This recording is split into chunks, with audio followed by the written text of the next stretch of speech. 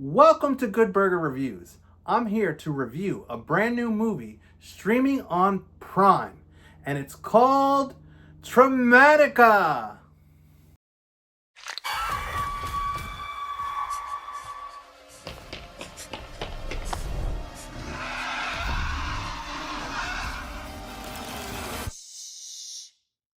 Don't make a sound. If I can hear you or see you. This movie was directed by Pierre Tagaridis. It stars Radima Kennedy, Emily Grass, and Ramin Navat. Basic premise. Mikey's night terrors become a reality when his mother begins showing signs of demonic possession. What he's about to experience will haunt him for the rest of his life and claim countless lives. This movie review is done as a request of a friend who's also a subscriber, Sandra. So this review is for you. And let's get into the good, the bad, and the ugly on Traumatika. So in the positives, we have the traditional haunts, spooks, bumps in the nights, demons, slashers, all the things that you expect in a horror movie.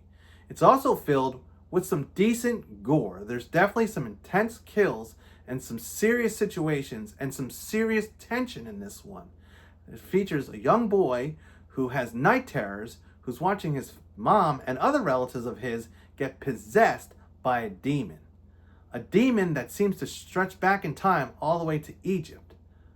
And there's a little conduit, I guess, or whatever you want to call it, thing that reminded me of something that we just saw in a recent movie called The Whistle. And it's this little bird-like conduit, and it brings this Egyptian curse and all the demons to this little boy and his family. You look nervous. What have I done? I'm so sorry I brought it here. Also, in the positives for this one, I'll definitely put the design of the demon. He's completely like black with gray speckles. His teeth are terrifying. It's something that if it ever entered the room I was in, I would run for the hills. I felt like his presence and the execution of this demon was done really well. And the last thing I'll put in the positives is the little boy in this movie reminds me of the character that Donnie Wahlberg played in The Sixth Sense, including Hale Joel Osment's character as well, because he's a little kid, but then he grows up as well. So the little kid reminded me of Haley Joel Osment, and the adult reminded me of Danny Wahlberg because he kind of plays a very similar character, a child who grows up to be completely traumatized. This is 47 Locust Street. You've broken a window and entered a private residence. You don't know so many things. There are no needles or prescription drugs of any kind in this house.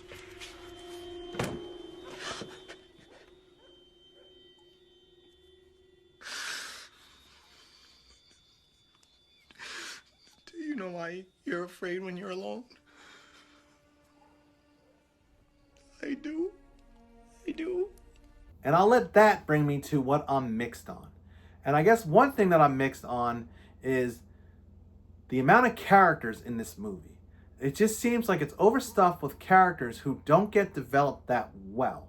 Because you have the little boy, you have his mom, you have his father and his sister, and then you have the future versions of this, because this is a generational film, kind of like Imaginary, where it starts off when they're all really young, like 20 plus years back, and it jumps to current time in the final act. I really think that this movie could have been done in 2 movies, because I felt like the last act gets shortchanged in the last 20 minutes being the future and the rest of the movie being the past. Another thing I'll put in the mix, and something that maybe I should put as a trigger warning, this movie gets pretty deep and dark. So the father gets possessed, and there's a scene where he sexually assaults his daughter. So that could be triggering for some people.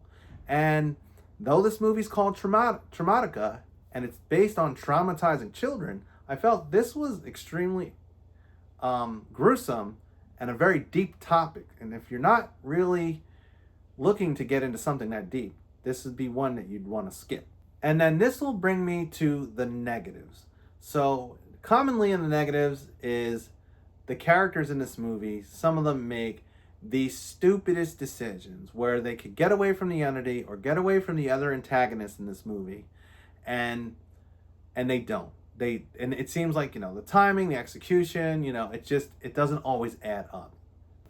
And I also feel like because there was so much to be said, I mean, the movie is executed kind of in a weird way because you don't even really know who the main character is. It seems like, is there really a main character? It seems like this movie is told in chapters, even though it's not broken down in official chapters, because you have the first scene is kind of like them in a house, and there's a police officer. A police officer has been called to this house. He's investigating the house. And then after that whole first act goes down, then we flash back to like a year prior to that. And then we have kind of like the backstory of how this demon came about, how he possessed the young kid's family, how it was traumatizing and so forth. And that's where we have the father, the mother, the sister, and so forth. And then in the final act, we get to flash forward to 20 plus years later, where the two little kids in this movie have grown up. And one of them is extremely traumatized and about to do something terrible. And that's all I'll say about the third act. But I felt like because there was so much in each act, but this is a relatively short movie, I felt like it really could have been broken down into two whole movies. So I'll say here, spoiler warning, if this is something you'd be interested in, I am giving it a basic recommend, so you can check it out. It is on Prime. And if you don't want to hear the spoilers, I'll put a timestamp so you can skip up to the rating. So you've been warned for spoilers.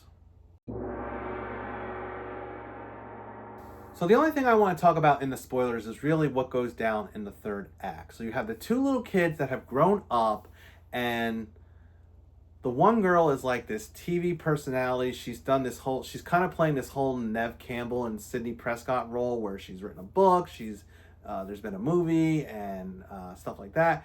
And her brother, who was traumatized from everything, grows up to take on this like serial killer role. So I felt like he's alive and like a real person, and he puts like on this like ghost hood and starts playing serial killer. So this movie was kind of confusing on that, where it was blending a demon possession with a serial killer. And I thought that is kind of a neat premise, but like I said, it's executed weirdly. So in the final act, you have the oldest sister who is talking with this TV personality, and this lady who plays as the TV personality was this really old woman, but she was trying to be Gale Weathers, and it just wasn't pulling off as Gale Weathers. And the way this woman gets involved in the third act, you would think she was a main character, but because she only shows up in the third act, it's like these characters aren't developed enough. But sister and TV actress end up confronting this guy at the TV station. He's trying to kill the TV anchor. And at the end of the day, this one was kind of basic. So I will say it has very scary scenes. It's very intense in parts. It just isn't developed as much as it could have been. So we're going to get down to business on this one. I feel like there might have been reasons why it wasn't put into the theater, but it is streaming on Prime, and I felt like overall this is a basic burger. So if you like demon possessions and if you like serial killer movies, you might find yourself liking this one, especially if you can appreciate a show that blends those two things together. This is Johnny with Good Burger Reviews signing off. Please like, subscribe, tap that notification bell, all that jazz. Don't forget to stay scared of those demons who possess your family and give little kids trauma experiences that forces them to grow up to be serial killers.